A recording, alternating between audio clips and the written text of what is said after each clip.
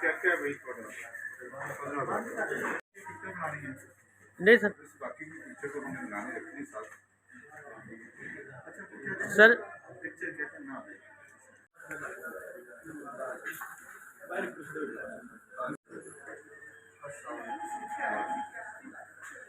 इधर करा था अंदर भी बैठे हैं।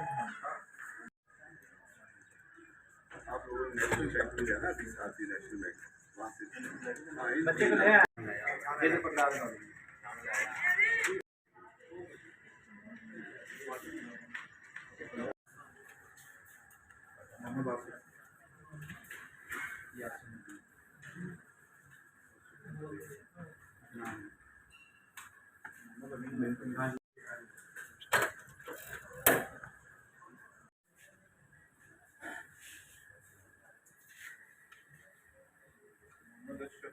ये बच्ची है